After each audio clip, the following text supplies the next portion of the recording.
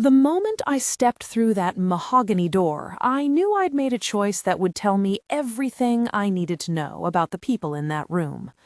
The foyer smelled like polished silver and something floral that had been designed by a florist with a trust fund. A chandelier spilled light across a runner that looked new enough to write a check for. Someone in the family had insisted on customs and a catalog of names that meant nothing to me. I kept my coat folded over my arm because Marcus had offered earlier to hang it. He'd done that small, polite motion that men who have grown up thinking others will do everything for them do sometimes when they're trying to be normal. He kissed my temple, a small, nervous thing, and then the engine started. Introductions, the brush of fingertips across my sleeve, the low, measured laughter you hear in rooms where people are trained to always sound amused. Patricia Whitmore stood near the hearth, pearls at her throat, a smile practiced to know exactly where to land. She reached out as if to pluck some speck of humility from me, and with the softest voice she could manage without actually lowering it, said, "How lovely you look! Quite unadorned, so refreshing." The adjective was an observation and an assessment. Everyone heard it as a compliment. I heard what she meant.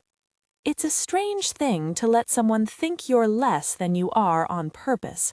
I'd done it before, for reasons that had been taught to me by the woman who had smoothened my early indignations into strategy, my grandmother Margaret.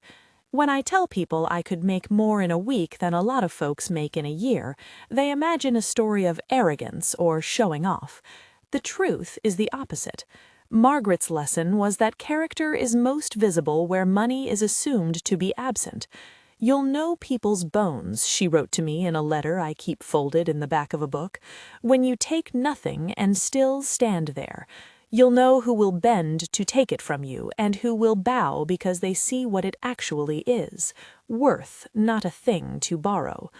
Her words were a map for a life that had been harder than polite society allowed. So I put on poverty like a costume, not because I enjoyed pretending, although an actor's horizon is often a private pleasure, but because I wanted to learn which bonds in Marcus's life were built on shared affection and which were built on currency and advantage. I believed, perhaps naively, that a future built with love would be honest enough to survive a small experiment. I warned Marcus in that quiet way lovers do when they want to be taken seriously. I told him I was doing this to learn about his family.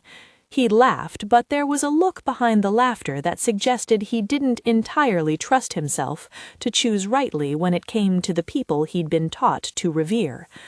The Whitmore estate was, in every sense, ready to perform its wealth.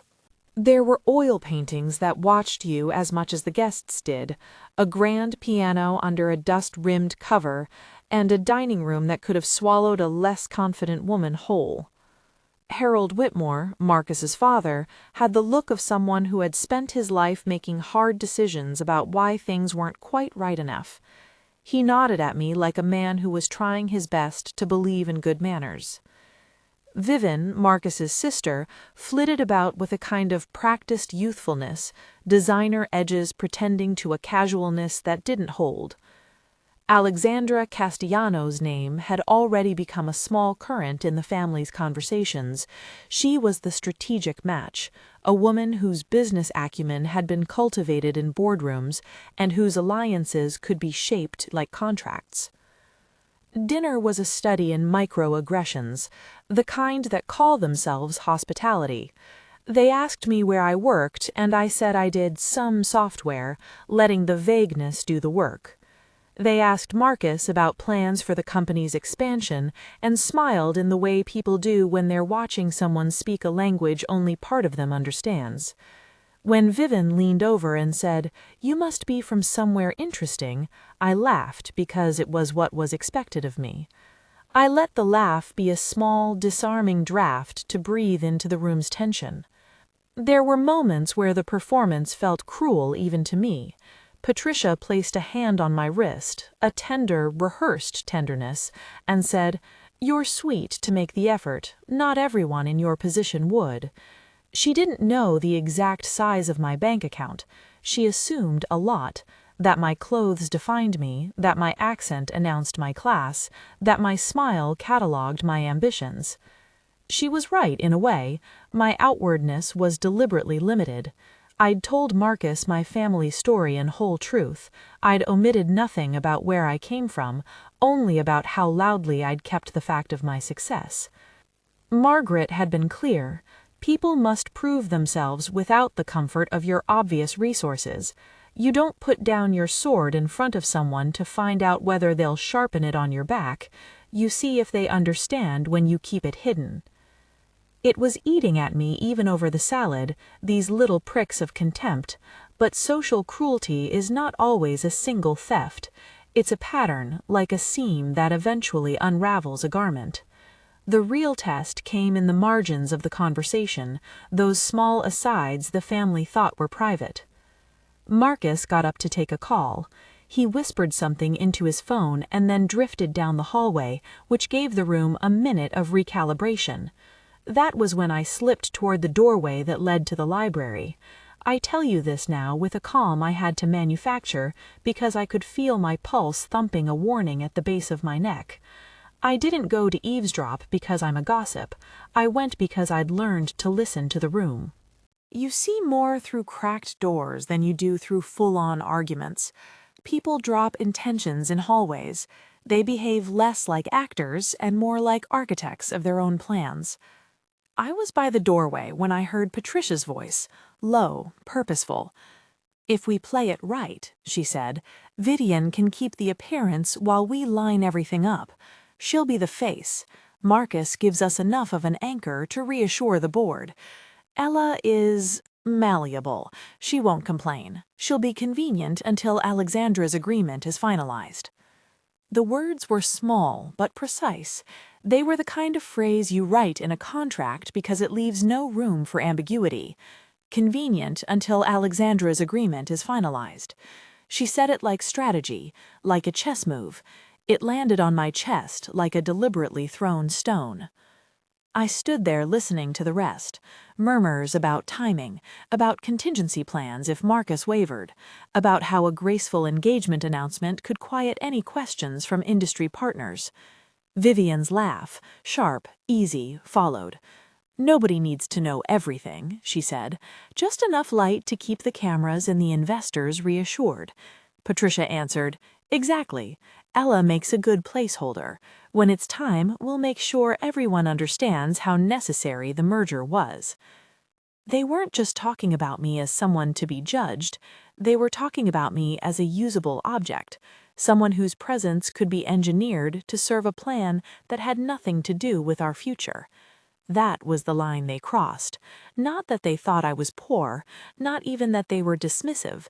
They had planned to place me in a role I had not volunteered for, collateral in a corporate arrangement. They were ready to trade my body and my name for investor confidence. It wasn't snobbery, it was calculation. That is the difference between cruelty and betrayal. I could have gone back into the dining room and created a scene. I could have thrown my napkin on the table, demanded an explanation, called Marcus out. It might have been satisfying in a very immediate way. But Margaret had also taught me that truth, revealed haphazardly, doesn't always serve justice.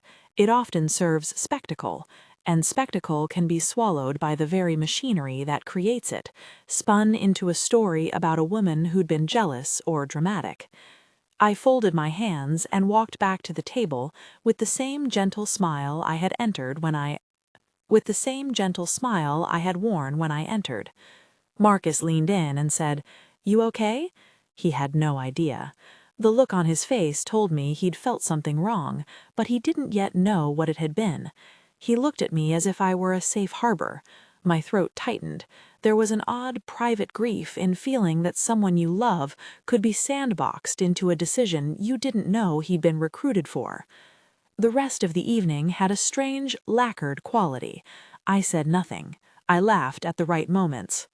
I allowed Vivian to talk about her latest charity gala as if it were the center of moral gravity. I allowed Patricia to deliver her little practiced barbs. I returned to Marcus's side, and when he kissed my hand, I let the touch feel like the thing it was, soft, real, the only honest warmth in a room full of performances. After the guests dispersed, there was the private moment between Marcus and me in his car, with the soft engine hum blunting the cold.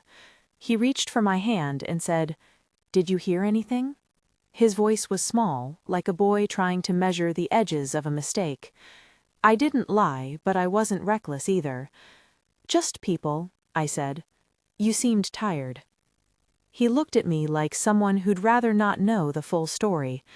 "They love you, they just—" he started, and then stopped. The syllables of doubt had nowhere to land between his loyalty and his upbringing. That was the other part of the brokenness. People raised to respect their mother's choices often spend a lifetime choosing the easy echo of those ideas. When I got home, the apartment smelled like the tea I'd forgotten on the stove. I sat on the couch, Margaret's pendant, her last piece of jewelry, a small gold locket, resting against my palm. She had given it to me the week I left for my first job interview after college, and her handwriting on a card had been blunt in its ways.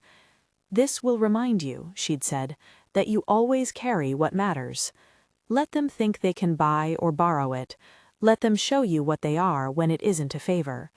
She could be irascible that way, but she could recognize a predatory kindness when she saw it. I unfolded her letter again and read the lines I'd memorized long ago. There's a quiet arithmetic to deciding not to explode. I wanted proof, not because I craved humiliation, God knows I'd seen enough of that, but because proof is the only thing that makes a public chest-thumping about morality meaningful in the age of accusations. Evidence is what turns a private betrayal into accountability. Evidence gives people who hold power a reason to lose it. Evidence forces institutions to act.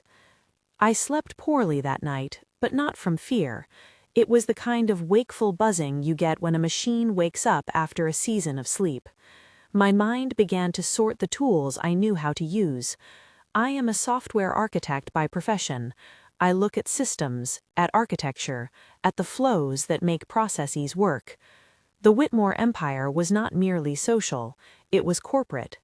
Alexandra Castellano was the kind of partner who would be involved in agreements that were public, buried in filings and press releases. Vivian's involvement with vendors left a breadcrumb trail if anyone knew where to look. If Patricia had truly thought of me as a placeholder, then she'd also assumed I could be moved aside without anyone needing to scrutinize the ledger. That assumption is a mistake people make when they confuse social capital with systemic accountability. I called my friend Richard Hartley 3 days later. He was a business associate I had met at a startup conference and later learned had been on the wrong end of a Whitmore business deal once. He answered on the second ring, voice steady. "Ella," he said, without preamble. I told him I needed someone I trusted, someone who understood commercial records and who had a spine when it came to calling things out. He didn't flinch. "We don't do this on emotion," Richard said. "If you want me involved, we do it by the book. Paper trail first, witnesses second, public filings third. No gossip, no rumors." He liked lists. I liked that about him. It felt like armor. That first week, I started exactly as Margaret would have approved, quietly, with discipline. I looked for public filings mentioning the Whitmore holdings, cross-referenced board minutes against the dates Marcus had mentioned in passing, and ordered certified copies of incorporation documents for the subsidiaries that bore family names. None of it was glamorous. It's like cleaning a wound. You lift the scab and you watch for discharge. The money talked in the slow language of invoices and change orders. A company in the manufacturing sector that partners with distributors will leave traces: vendor contracts, franchise agreements, licensing deals that are public because they affect stockholder reports. I made lists, I opened spreadsheets, I logged dates. All of this, and I still reminded myself, was not about proving myself right. It was about proving them wrong. The difference is subtle but necessary. To be right is to have your feelings validated. To be vindicated is to bring a structure to the truth that others, who hold power, cannot easily ignore. You might be wondering why I didn't tell Marcus then, why I let this become something of an operation instead of a private crisis between two people. The answer is layered. First, part of me still believed, the stubborn, sentimental part, that this was a misunderstanding that could be walked back. Second, I wanted to shield him from the erosion of public shame if this needed to go places where the family would try to bury it. Third, and perhaps coldest, I wanted the family to fail on the grounds of their own documents. There is an elegance to exposing someone with their own handwriting and their own signatures. It's harder to spin away a paper trail than a rumor. The Whitmore machine, for what it was, depended on optics. They cultivated them the way florists arrange stems, on purpose, with intention. If I could show that the machine had been greased with paint stolen from a vendor, if I could show that Vivian's vendor invoices were doctored, or that funds had been redirected, then the machine would creak, and the boardrooms in which their name meant weight would have to notice. That would be a public accountability that didn't rely on me being believed alone. And yet, every time I logged another name into a spreadsheet, the softness of betrayal softened too. Marcus wasn't the enemy. He was a man who'd been taught to move in certain lanes. The people who crossed the line, Patricia, Vivian, knew exactly what they were doing. I could still love Marcus and not consent to being a footnote in his family's ledger. Margaret's voice was there, crisp as a bookmark between the pages of my life. You choose your dignity before you choose your comfort. I went back 2 weeks later to another dinner at the estate. This time, they tried to watch me more closely. I was aware of their glances, the way Patricia's eyes would skim my hands as if checking for the currency of fingerprints. Vivian, more confident now that she had catalogued me as manageable, asked about my family as if she were making mental chess moves. Marcus excused himself twice, and each time came back with a different apologetic line, like a man trying to erase footprints in sand. It was at that dinner that Marcus, unaware of the island of knowledge forming in me, showed me a message he'd been sent from a board member expressing concern about the timing of the merger. He turned the phone so I could see, thinking perhaps the shock of the message would bring us closer. It displayed, in clipped sentences, a question about whether an engagement announcement might distract from negotiations. He looked at me and said, "I didn't know they'd push this." The smallness in his face, that stunned, tiny shock, almost broke me. I remember looking at him and thinking he would have let this happen, not out of malice, but out of an inability to see what was being negotiated at his expense. That kind of passivity is its own moral hazard. By the time I left that night, the edges of my plan had already begun to sketch themselves. I wasn't the kind of person who staged dramatic exits. My momentum watched for the legal turns and recorded statements. I checked the county filings for any easements or leases under the Whitmore subsidiaries. I sent a quiet message to Richard. "Can we meet? I have a concern and need an honest read." He replied quickly, "I'll be there. Bring any notes. No theatrics, just facts." When you begin arming yourself with facts, there is a strange sense of serenity. The world becomes orderly. The data creates a cold logic that makes decisions easier to enact. It also demands patience, which is the opposite of the hot rush you feel when your heart is insulted. I learned patience from Margaret, too. She always said, "Rush is for those who want applause, not those who want the work done." I spent the following days in a rhythm that felt almost ritualistic. Mornings in the office, where I wrote code and designed systems, afternoons opening records and making phone calls, evenings where I let Marcus think we were building a future together, while I catalogued the ways that future had been priced and planned by others. There were times when the ethical line felt thin. I had to remind myself repeatedly that I wouldn't be doing any of this to humiliate. My point was not to destroy people for the sake of spectacle. It was to make sure that people who made plans about other people's lives were answerable for the harm they planned to inflict. There were small allies. The manufacturer rep whom the Whitmores partnered with for distribution had once been brushed off at a shareholder meeting after raising questions. He sent me, through Richard, an email that had no flourish but contained a scanned copy of a contract clause, one that suggested the Whitmores had the right to influence regional appointments in a way that would be advantageous if Alexandra's company acquired the controlling stake. It wasn't a smoking gun, but it was a hinge. If that clause could be traced to an accounting irregularity, payments to a shell vendor, or a mysterious invoice, then the whole edifice might be less stable than it looked. I am careful here because I know how quickly stories like this can be caricatured. I did not break in, I did not hack, I did not falsify. I used public documents, certified copies, and the cooperation of people who had been, in one way or another, wronged by the same system. Richard introduced me to a woman who had been a procurement manager at one of the Whitmore subsidiaries. She agreed to speak to us, on the record, about how some vendor contracts had been steered. She asked for anonymity at first, then agreed, because she said she feared for her livelihood, to a recorded statement she gave to a legal consultant we'd retained. None of this was glamorous. It was necessary. And yet there were nights when I would sit on my kitchen floor, the floorboards cool against my legs, and feel the weight of what I'd chosen. I loved Marcus. That love wasn't a naive romanticism. It was a careful, complicated thing. I'd been willing to give him space to grow. I'd even been willing to let the family try to prove themselves given time. But what I could not accept was being set up as a temporary prop in a corporate narrative meant to fool other people into thinking everything was solid. When you hide your resources, people who would take from you find it easier. That had been Margaret's warning, not as a lament about money, but as an education in human behavior. She didn't ask me to prove anything to anyone. She taught me to test people gently so that their true architecture appeared. That night in the hallway, they revealed the wrongness of their architecture. The decision I made then was not dramatic in the conventional movie sense. It was methodical and, in some quiet way, mercifully unremarkable. I told Marcus I needed a few days for work travel and then used the time to pull threads in a professional and legal fashion.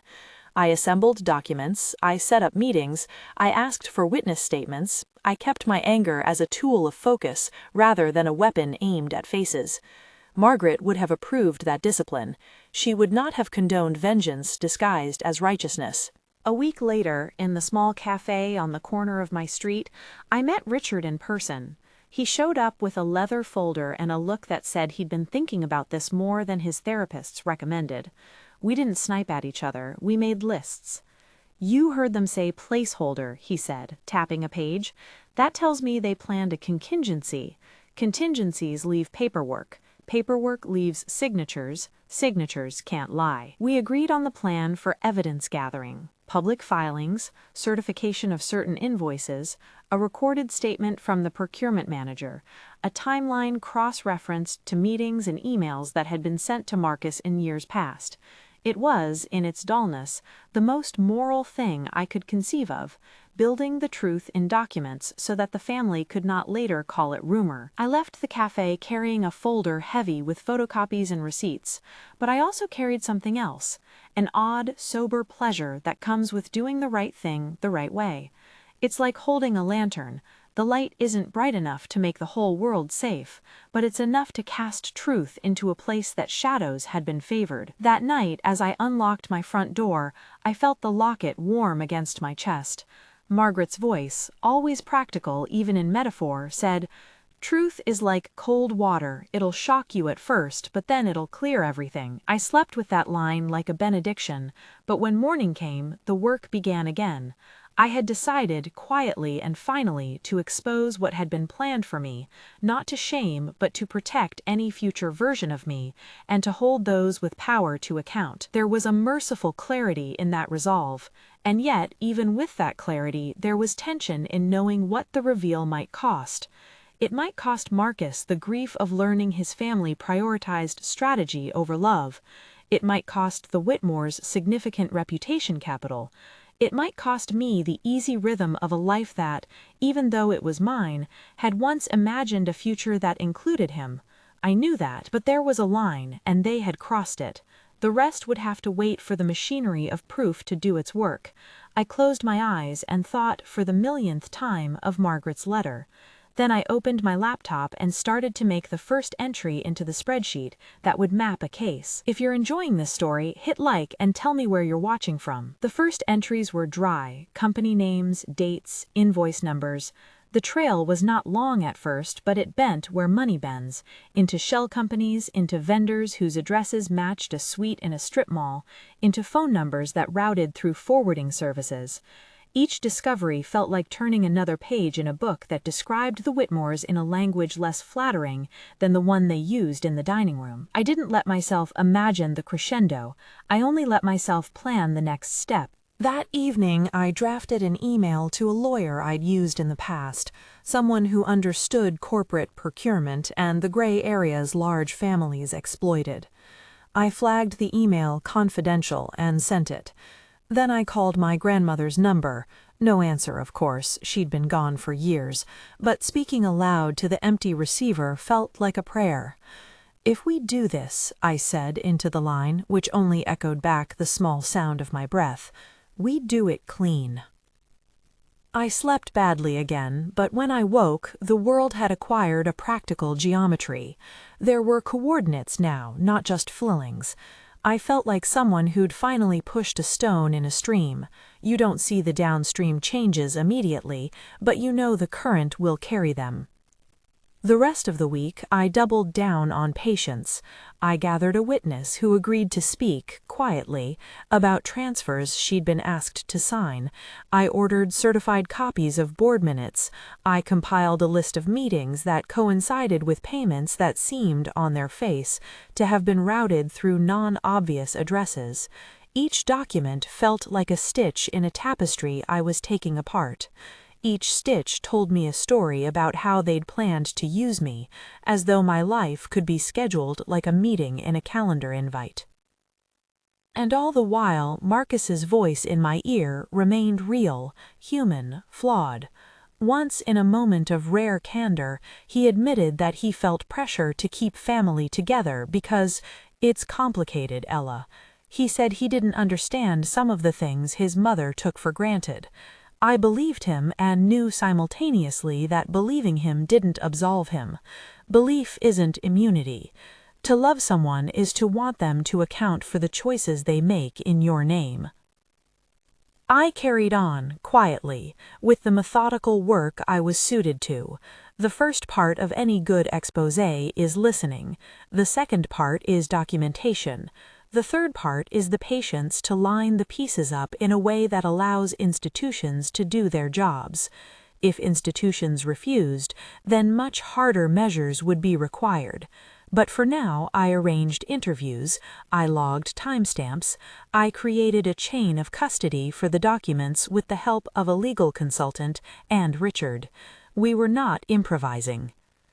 On a cold Friday, Richard called to say he'd found something that might be useful, a set of invoices for a vendor that, on paper, provided logistics services to a Whitmore subsidiary. The invoices were legitimate in appearance, but the funds traced to an account that had been seeded by a company with ties to Viven's consultancy.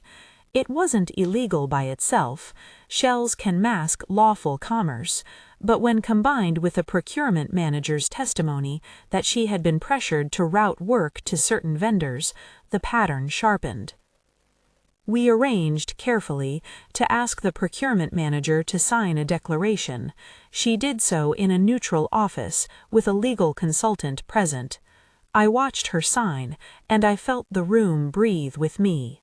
"I was scared," she said later, in a recorded interview through which her voice trembled only slightly. "They made it sound like I would lose everything if I pushed back." Her words were not dramatic. They were precise. That precision, more than any passionate lament, would have teeth. By the time the following week arrived, the case had weight enough to be dangerous. If I were a man about whom the world cared less, The Whitmores might have waved a hand and called it a rumor, but the Whitmores were not nameless. Their name carried currency. It also meant that when a paper trail led to a procurement manager's signed declaration and invoices that traced to a company with ties to a family member, someone would listen. I sat with the documents in my kitchen for hours, the kettle cold beside me. The locket lay open. I traced Margaret's initials with my thumb. She was a small, stubborn hero in the margins of my life. She'd never allowed grief to be a dictator. "Do the small things that lead to truth," she'd told me once, her fingers cold and certain. I could hear her again.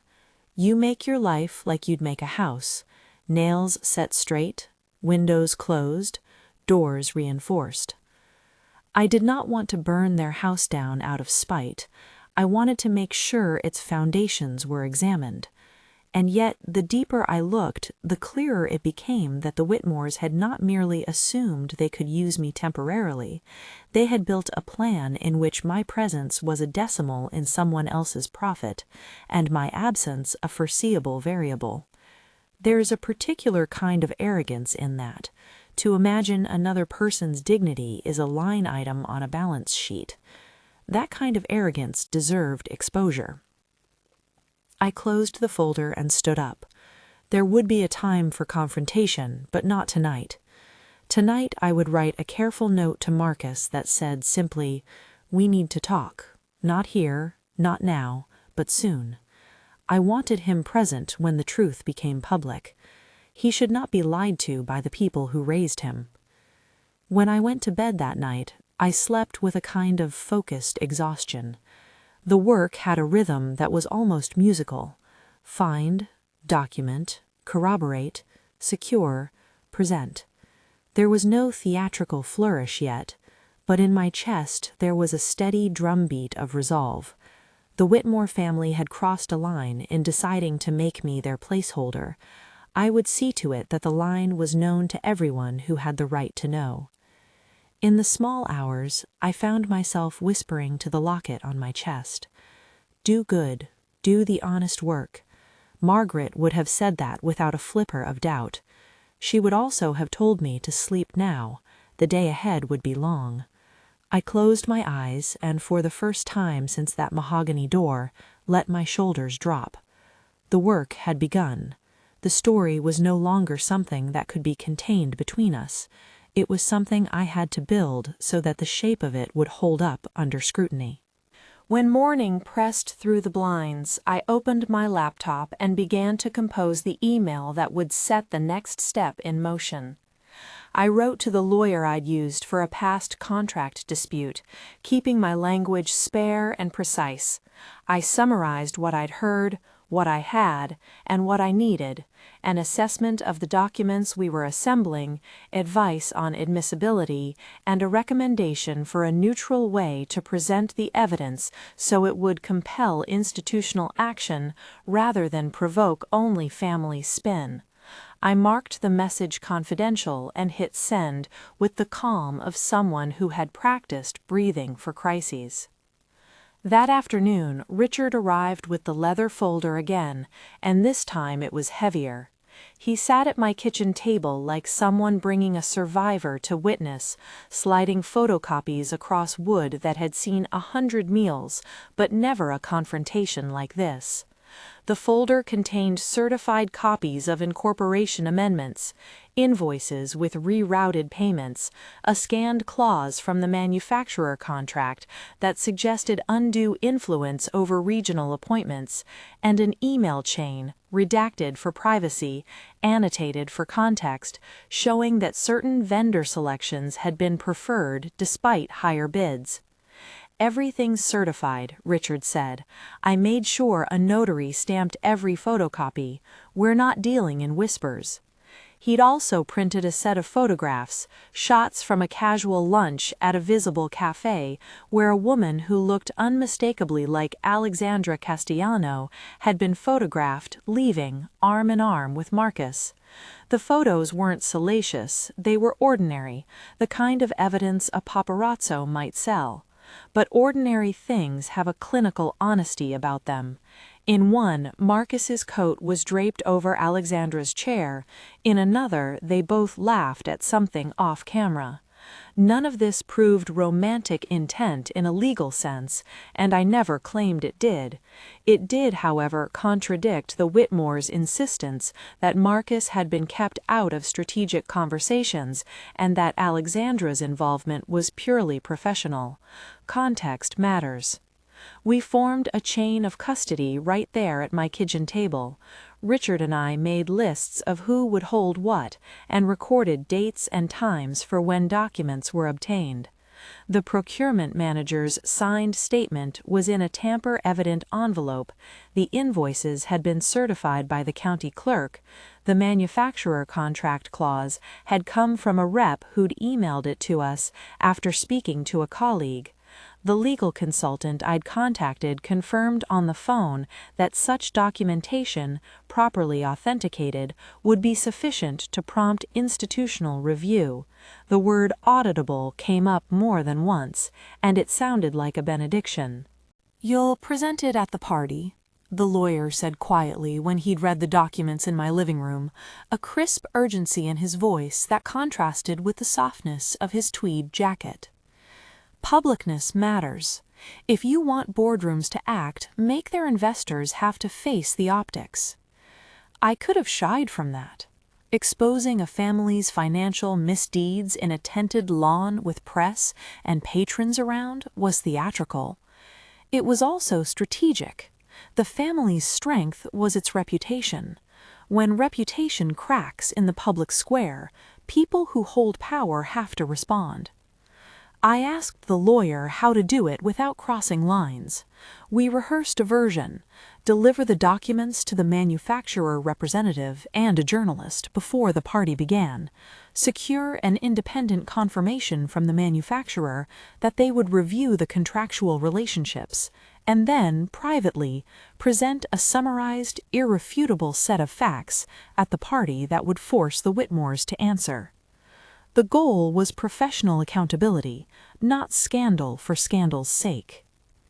I kept thinking of Margaret's letter, "Do the small things that lead to truth," and how she'd been fond of saying justice is craft more than fireworks. My hands trembled a little as I wrote the cover letters that would go with the files. I signed them with the plainest version of my name and attached a small note to the manufacturer rep that said, in effect, "We would prefer this be handled through proper channels." I asked them to confirm receipt. We had a plan, but plans depend on timing. The engagement party was 3 weeks away. In that time, the Whitmores would be polishing speeches, sending invites, practicing smiles. The machinery of their image would be humming. That was precisely when I wanted our quiet machine to be humming too.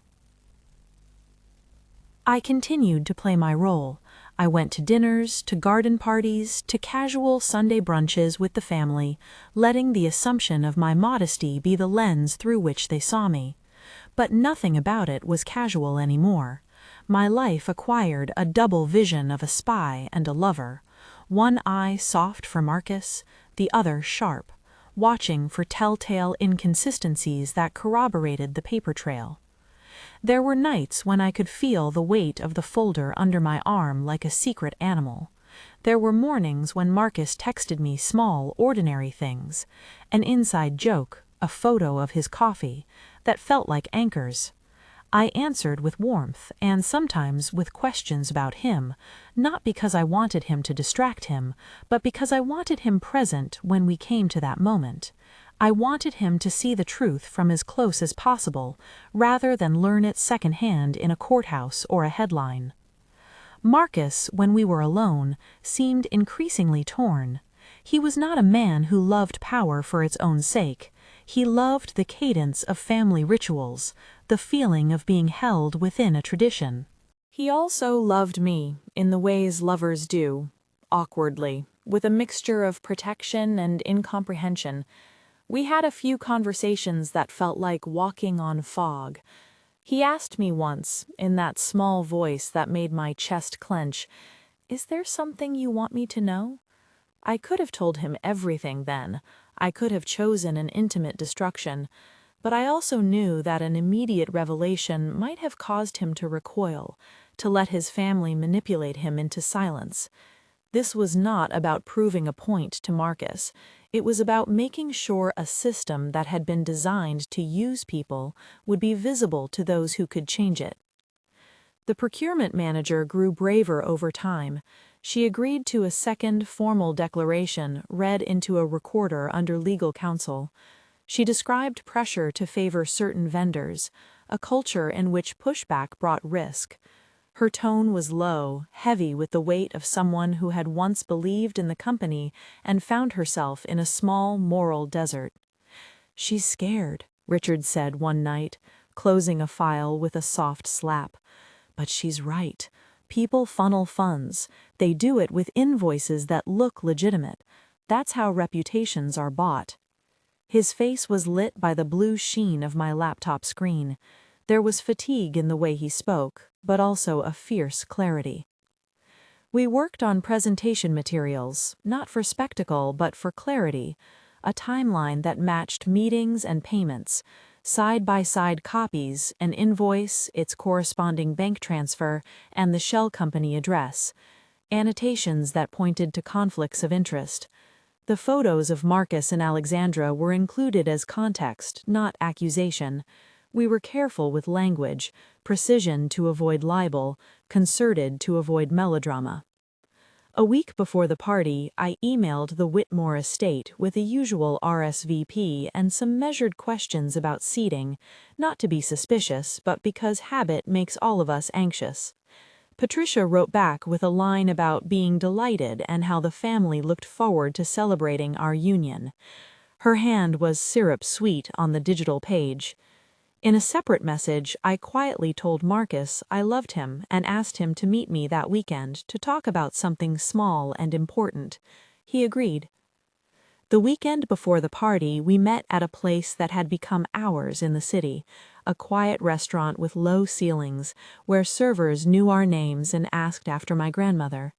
Marcus's hands looked different in mine, calloused at the edges, uncertain. "I've been thinking about the merger," he said. "My mother thinks it's the right thing. She says when businesses align like this, it secures us. I keep thinking I should just trust her judgment." "Do you trust her judgment?" I asked. It was a simple question, but it lived underneath 100 other things. He paused, searching. He said, "I trust to have her reasons. I don't always understand them." That was the same as before. The difference now was that I had a ledger, a signature, and a sworn statement. I wanted him to see the documents. I wanted him to be able to say he'd seen them, rather than read he'd been deceived. I took a breath and reached into my bag for the folder. He blinked when he saw it. "Ella," he said, soft and immediate. "What is—" "Read these," I said. "Not now, not in this room, but read them before the party." My voice was steady without being cold. I wanted him with me, and I wanted him to have the dignity of knowing before any public moment. He protested at first. He didn't want to be a spy. He didn't like conflict. But the documents made things clear that words could not. He read, sometimes skimming, sometimes longer, until the corner of his mouth tightened and then softened into something that looked like defeat. "I didn't know," he said finally. "I didn't know they planned it like this." His jaw worked in a way that betrayed a fight between loyalty and newly visible facts. "You didn't have to, but you should know." He left that night whispering that he needed time to think. I watched him go and felt the familiar sting. The price of accountability often includes the slow falling away of what was comfortable. The engagement party was on a Saturday afternoon. The Whitmore lawn was transformed into a tented court, crystal chandeliers, long tables draped in linen, a live string quartet providing the right kind of background presence. People arrived in measured numbers, trustees, business partners, a scattering of media that the family cultivated as benevolent friends. There were toasts scheduled and a video montage that would show a glossy version of Marcus's childhood, their philanthropic work, their family values. The morning of the party, I woke early and let the sunlight slide across the floorboards. Margaret's locket lay heavy against my skin as I dressed, a physical punctuation of the voice that had guided me. I wore a dress that had been chosen to be elegant but not ostentatious, an intentional middle ground. Patricia had always defined taste in extremes. My choice that day was meant to say, I am not a prop, I am not a spectacle. Marcus texted, a short line. You ready? It felt like a lifeline. I arrived early and walked the grounds with a calm that felt rehearsed. Servers arranged place cards. A floral designer fussed over petals the way an artist fusses over brushstrokes. I felt my heart in the way my chest reverberates before a long run, steady, alert, ready. Richard and the lawyer were there, legally present and discreet. Richard with an envelope for the manufacturer representative, the lawyer with a separate package intended for a journalist we'd arranged to receive a sealed brief. We'd done this by the book. We'd asked the manufacturer rep to confirm in writing that they would review the contract clause and that they had received our materials. We'd also arranged for the journalist to have our packet. We'd asked them to be available should the story shift into an obvious public matter. It was not theatrical, it was a preemptive measure to avoid the Whitmores' usual ability to spin narratives. When guests began to gather under the tent, I walked in like someone who had rehearsed the most ordinary entrance in the world. Patrons clinked glasses, and the air smelled faintly of champagne and gardenia. Harold greeted me with a handshake that was polite but not warm. Patricia approached with that practiced smile. She reached for my hand and said something about how delightful it was to celebrate the joining of two families. The words sat on my tongue like bread that had gone stale.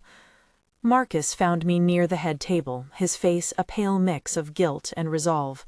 He took my hand without needing permission. For a moment it was like we were simply two people about to be affirmed publicly. Then someone announced the start of speeches. The room stilled. I had planned what I would say out of respect for the moment, short, plain, and true, and I had decided beforehand where to place the documents. I would not be accusatory in tone, I would be methodical. I would call attention to concrete items and invite the family to respond publicly. I had also prepared, with my lawyer's guidance, a small packet to place on the head table. A printed timeline, the procurement manager's signed statement, and certified copies of the invoices. I intended to make the packet available to the manufacturer rep and to the journalist we'd briefed, then deliver a brief address that forced the conversation into an institutional arena. When the time for speeches came, the MC, an amiable man who'd been hired for the event, called for toasts. Harold gave a short speech about legacy. People laughed in the places they always did. Then Patricia rose, her pearls catching the light. She praised tradition and loyalty and the way good marriages hold dynasties together.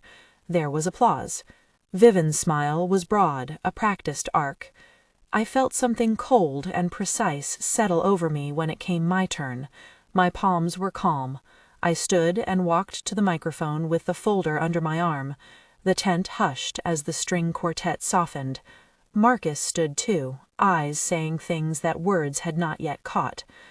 "Thank you," I began, and my voice carried in a way that surprised me. "I want to thank everyone who helped plan today. I know how much time and thought went into it." There were polite claps. "There's something I need to do before we celebrate any further." I could see Patricia's eyes tighten. Vivian's jaw worked like someone trying not to hear the thing she didn't want to be true. The soft murmur in the tent shifted, like a wind that senses a coming storm. "I came here," I said, "believing that the foundation of a family is made of choices people make about one another when no one's watching."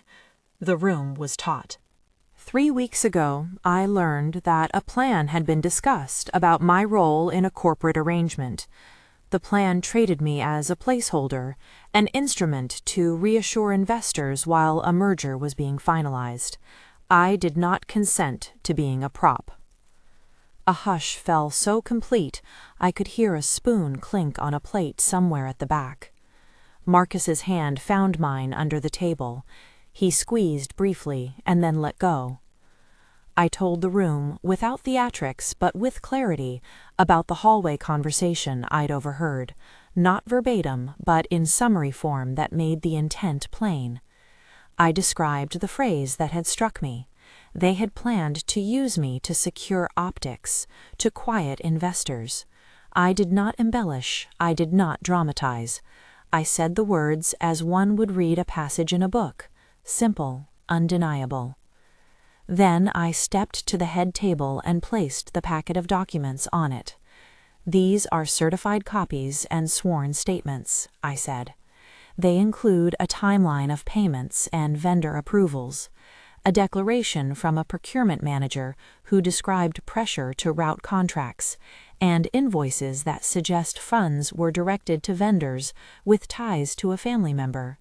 I have also provided photographs that contextualize some of the relationships in question.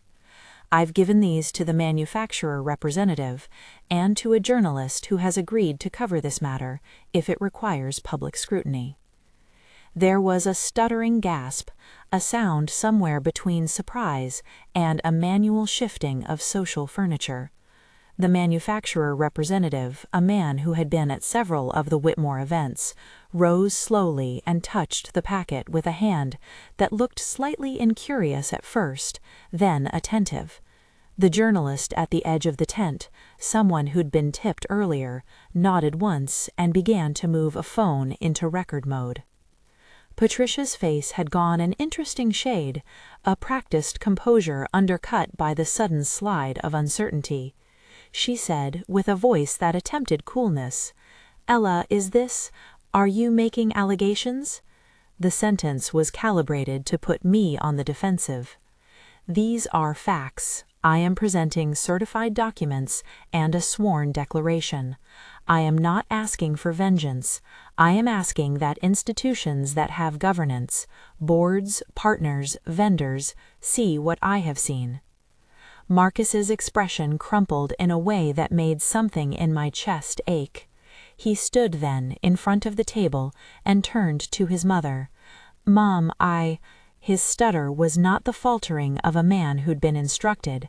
It was the tremor of someone whose map of loyalty had been redrawn. Patricia, for all her composure, had always been adept at deflection. She said, "This is an emotional moment. We can't let feelings make our decisions." It was the classic rhetorical pivot, meant to shame the speaker into silence. But the documents were not feelings. The procurement manager's sworn statement had teeth. The invoices had signatures that could be traced. The manufacturer rep flipped through the pages with an expression that moved from detached to concerned. "We'll review these," he said finally, voice steady. "At minimum, this requires a contract review. If there are conflicts of interest, we'll want to know. Our company has compliance protocols for such situations." The room's breath shifted again, this time with an edge of institutional weight. People leaned toward the promise of process as if it were an anchor. That was the point. You make the powerful respond on the page rather than the stage, and their machinery begins to move in ways that don't depend on a family's ability to craft a narrative. Patricia looked at the manufacturer rep as if seeing a rival she'd not anticipated. She turned back to me, eyes harder. "If you've made up anything—" "I have not," I said.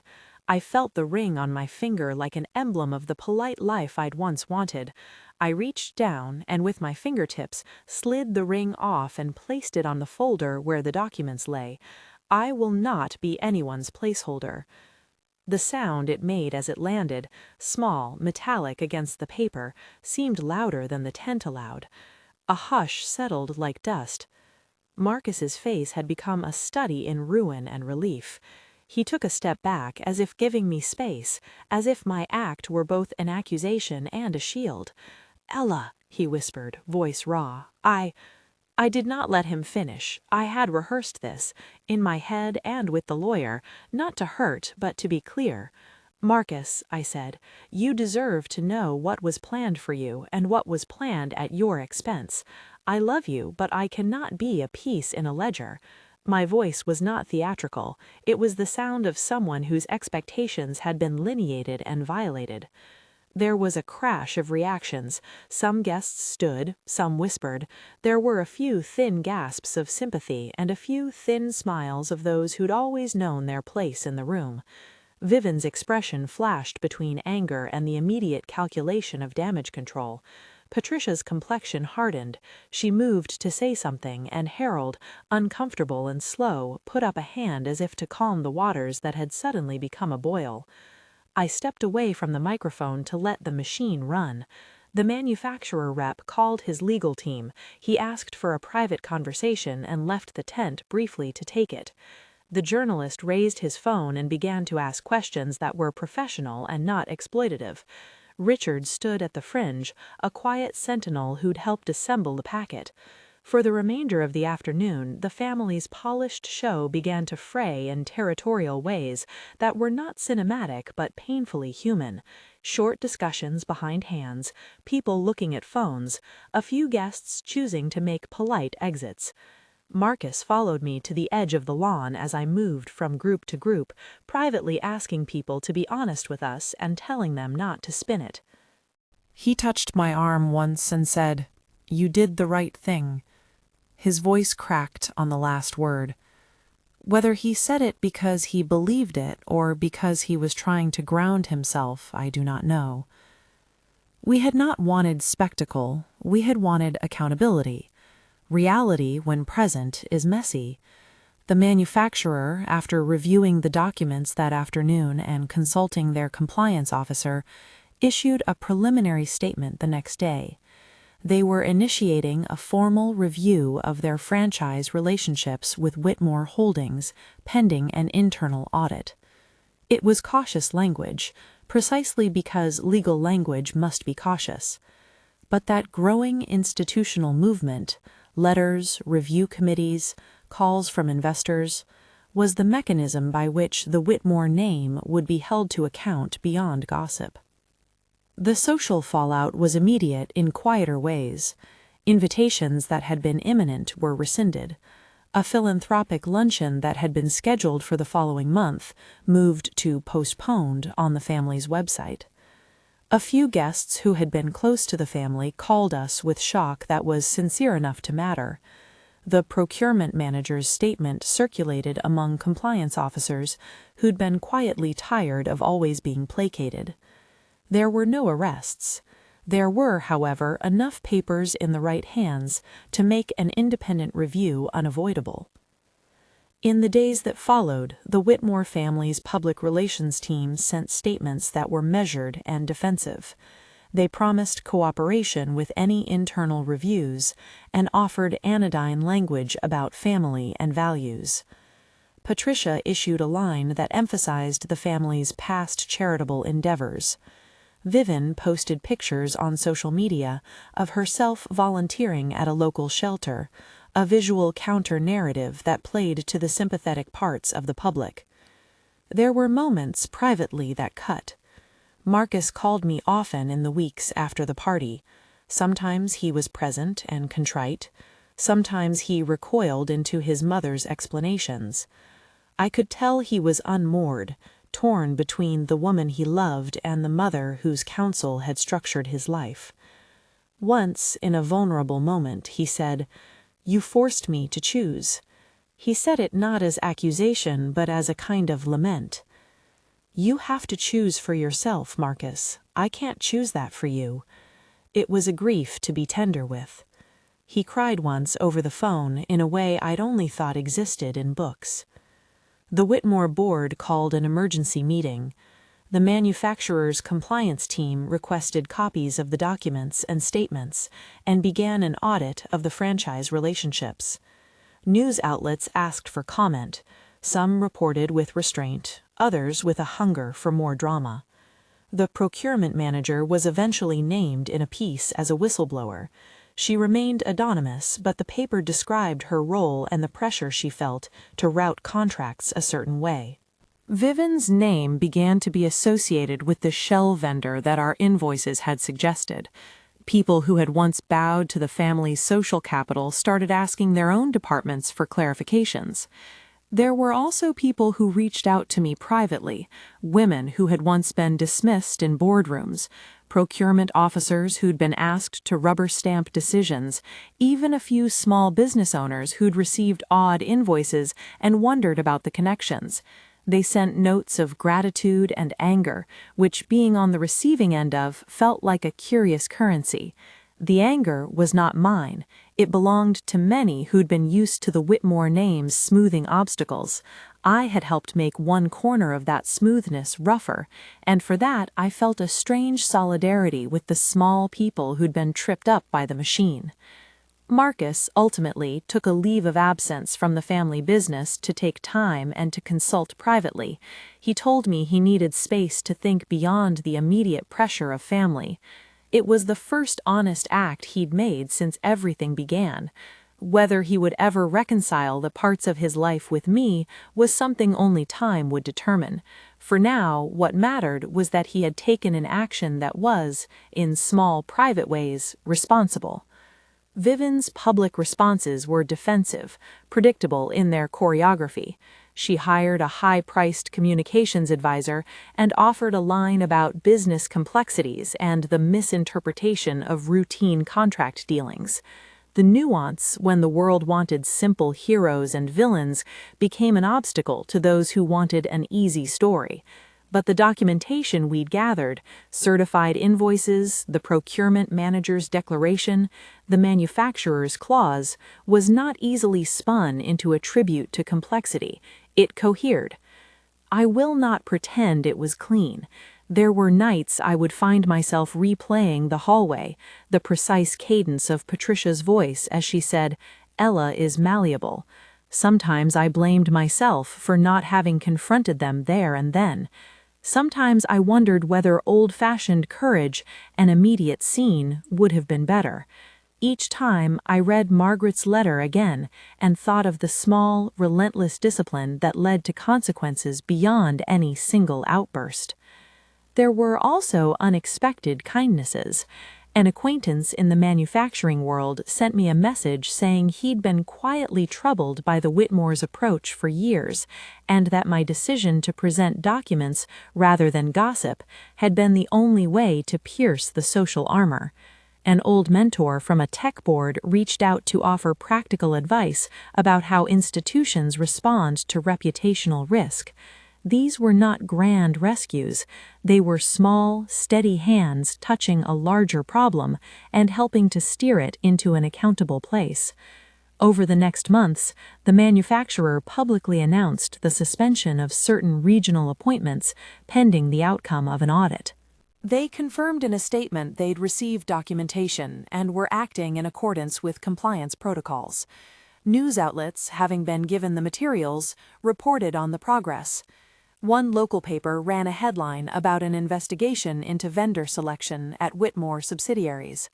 A broadcast featured an interview with a compliance expert about how family dynamics can compromise corporate governance.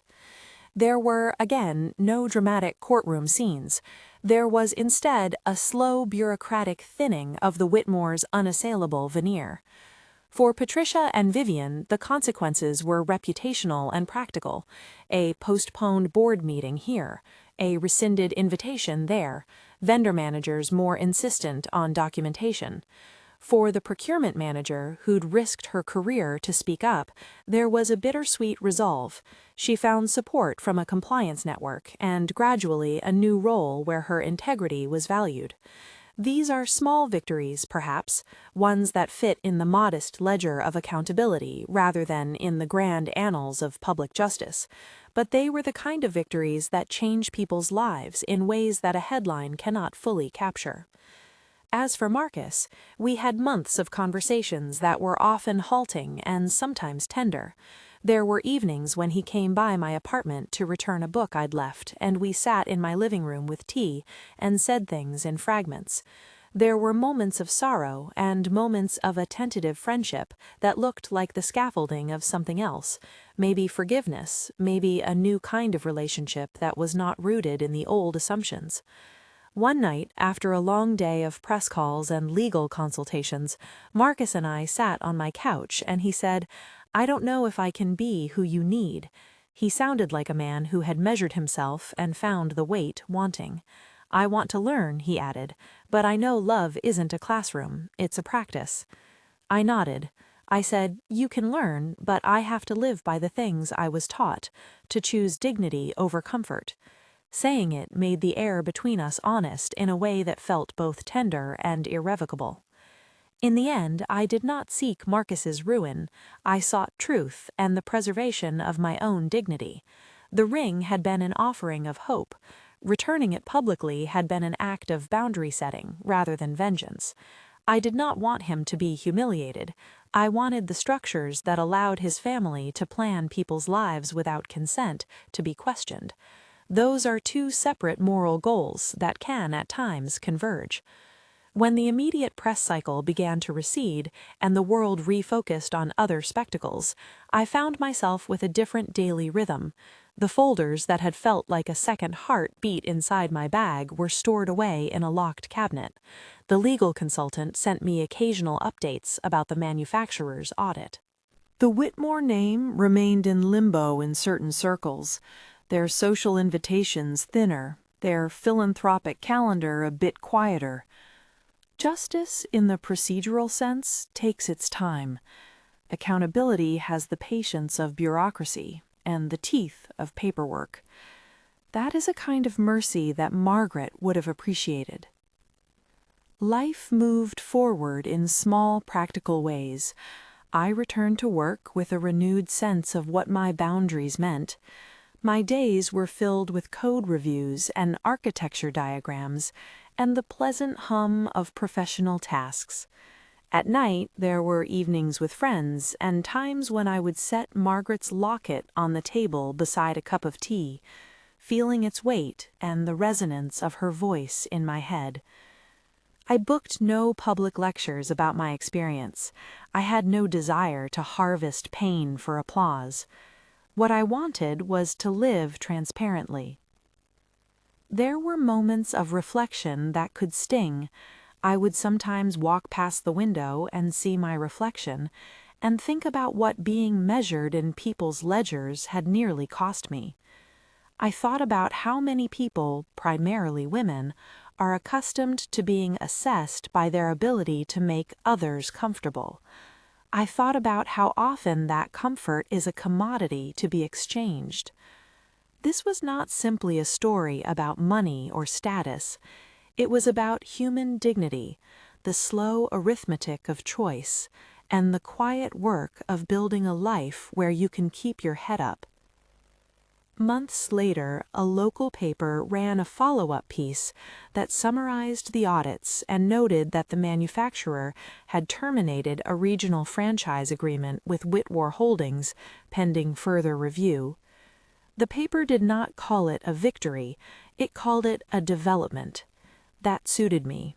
I had not wanted a dramatic headline, I had wanted an institutional change that prevented the same pattern from repeating. I thought often of the procurement manager and the quiet courage it took to sign a statement against pressure she felt would ruin her. I thought of Richard, who'd shown me that friends can be allies and that accountability requires more than righteous anger. I thought of Margaret and her stubborn wisdom, do the small things that lead to truth. One evening, as autumn tightened its grip and the air smelled like wood smoke and damp leaves, I sat at my kitchen table with the locket on my palm. Marcus had called earlier to say he was leaving town for a while to decide what he wanted. He said it softly, like someone telling you about a drift of clouds. I wished him well. Love does not always look like holding hands. Sometimes it looks like letting go in a way that honors both people. I had expected the end of the Whitmore chapter to feel like a triumphant moment in a play, curtain call, dramatic music, applause. Instead, it felt like sitting down to a book with fewer chapters. The loud parts were over. The quiet was the thing that remained, and the quiet suited me. In the silence, I could hear Margaret's voice clearer than ever. You choose your dignity before you choose your comfort.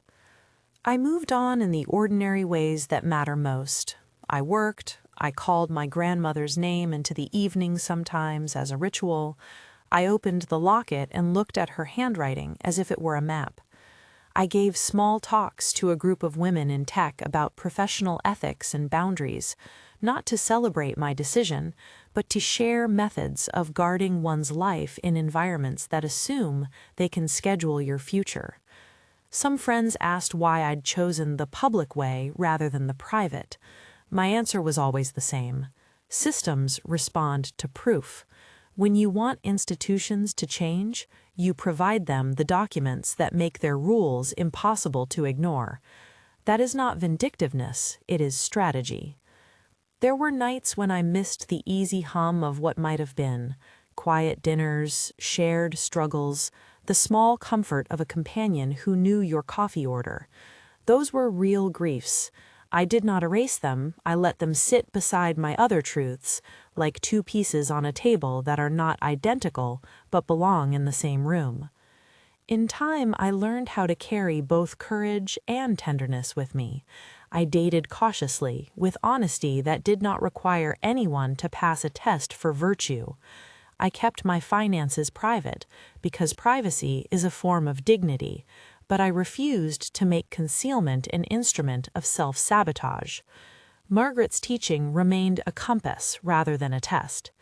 Sometimes, when an invitation came that felt transactional in tone, I would recall the mahogany door and the voice that said, "Ella is malleable," and I would politely decline. Boundaries are the scaffolding of a life well lived. You build them not only to keep others out, but to hold yourself up. Months after the party, I found myself, one evening, writing a letter to the procurement manager, not a legal brief, but a handwritten note on a simple card. I thanked her for the courage to speak, and confessed I'd been thinking of her often. She replied with a short message. "She sleeps better now," she wrote. That, more than headlines or board minutes, felt like a real outcome. In the small scales of living, there were adjustments and little reparations. The Whitmore family would repair what they could. Some relationships would be mended, others would not. Institutions would tighten some policies. A procurement manager would no longer be so easily chastised into silence.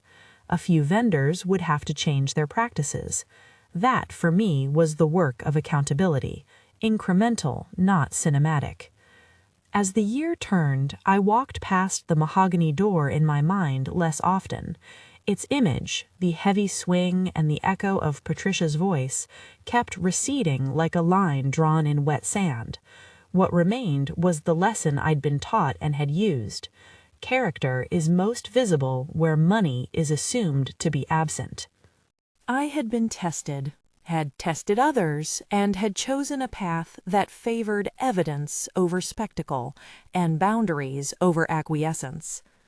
On a quiet morning, with steam rising from my mug and the locket warm against my palm, I thought of the woman who'd given me the letter.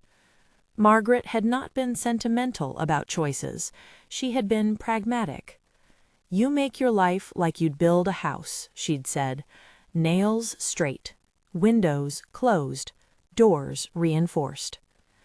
I had put my life into the company of people who saw value beyond their balance sheets. That was not always easy. It required patience, precision, and a willingness to accept the cost of clarity. But the cost was, in the end, the price of dignity. If this story resonated with you, subscribe for more true-to-life dramas and leave a comment with your take.